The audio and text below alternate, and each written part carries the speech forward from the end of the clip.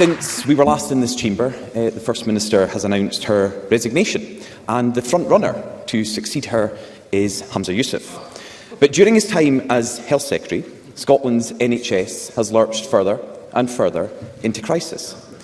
The Scottish Conservatives have received a Freedom of Information request, and it's uncovered just how awful things have got at accident and emergency departments over the last few months. This new information, which we are publishing today, reveals that a patient in the Borders waited 49 hours to be treated in accident and emergency. Someone in Lanarkshire waited 54 hours, and a patient in Ayrshire waited 60 hours at accident and emergency. First Minister, that is 2.5 days in accident and emergency. Surely no one can defend that. So doesn't this confirm that Humza Yousaf isn't even up to the job he's got at the moment? First Minister. Firstly, Presiding Officer, can I also take the opportunity to mark what will be tomorrow the first anniversary of Russia's illegal, unprovoked invasion of Ukraine, and to express my solidarity, the Scottish Government's continuing solidarity, and I'm sure the solidarity of everyone in Scotland with the people of Ukraine as they continue to defend and protect their sovereignty, their territorial integrity and their independence.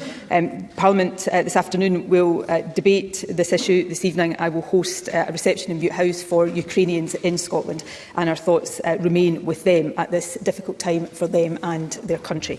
On the issues of the National Health Service, firstly I should say it is of course for the members of my party to elect a new leader of the SNP and effectively a new First Minister for Scotland, subject to approval of this Parliament. But can I say in relation to the Health Secretary, he is the only Health Secretary anywhere in the UK that has managed to avoid a single day of strikes in the National Health Service over this period. Secondly, notwithstanding the very significant challenges in accident and emergency. Thank you. I would be grateful, members, if we could hear the First Minister. Thank you. I can understand why the Conservatives are feeling uncomfortable. Of course, the Conservative government in England has not managed to avoid strikes in the National Health Service there. They also get uncomfortable when they hear me point out again that despite the very significant challenges in our National Health Service, which I'll come on to in a moment, Scotland's accident and emergency departments remain the best performing anywhere in the UK. And if I may say to the Health Secretary, that's not down to him, that's down to the hard work of staff across our National Health Service each and every single day. But our Health Service faces significant issues. We see that in the Audit Scotland report published today. But we also see in that Audit Scotland report important context that, of course, Douglas Ross always seeks to deny. So let me quote from it. Page 7, the pandemic continues to affect the delivery of NHS services. To listen to Douglas Ross and others, you would be forgiven for thinking the pandemic hadn't even happened. Secondly, Scotland's NHS is not alone in facing these issues.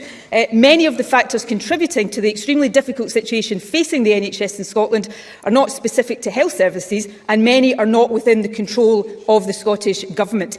Notwithstanding that, we continue to support our health service to ensure record funding, record staffing, record pay deal for Agenda for Change staff in Scotland, and progress in reducing the longest waits in our National Health Service.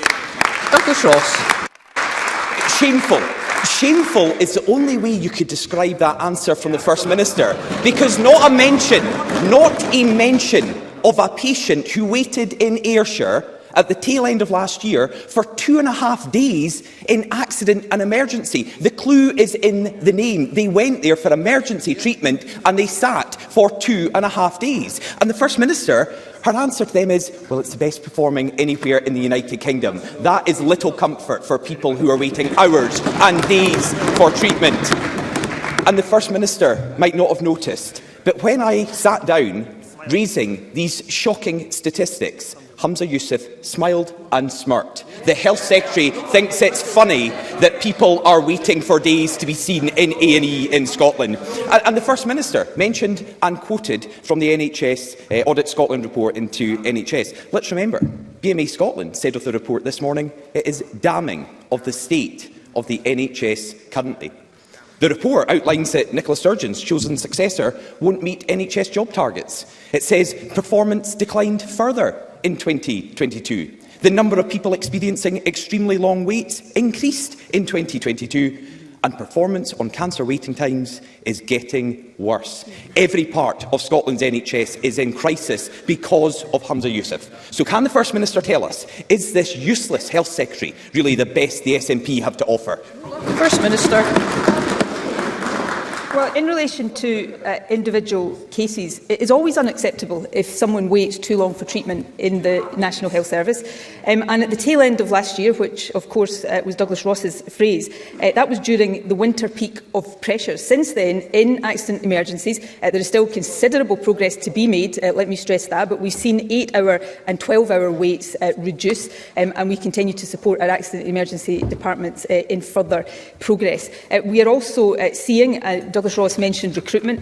We have record numbers of staff in our NHS right now. Since this government took office, we have increased NHS staffing by 28,800 people within the National Health Service. We've got higher staffing per head of population than in England or other parts of the UK.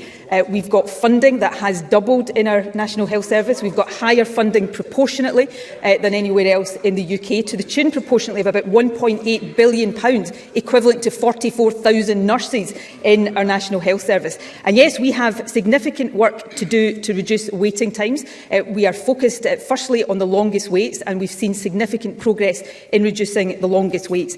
But the reason I did make the comparison, and do make the comparison with other parts of the UK, is because Douglas Ross stands here and tells us and asks people to believe that these problems are unique to Scotland and somehow down to the Health Secretary in Scotland. And that's where the Audit Scotland report is instructive, because it says that these issues are not unique to Scotland. I'm quoting from page 7. Scotland's NHS is not alone in facing these issues, and many of the factors are out with the control of the Scottish Government. So we will continue to do our job, working with and supporting the National Health Service, and we will do that despite Douglas Ross's determination to turn it into a political weapon, which I think we've just seen all too clearly.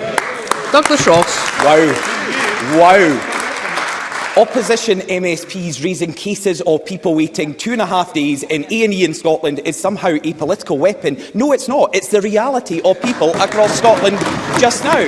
And the First Minister loves to make this comparison between Scotland and the rest of the UK. Let's just remember, the UK Statistics Authority said Public Health Scotland's figures and the statistics Nicola Sturgeon uses for the comparison can be misleading for patients. Misleading is what the UK Statistics Authority said.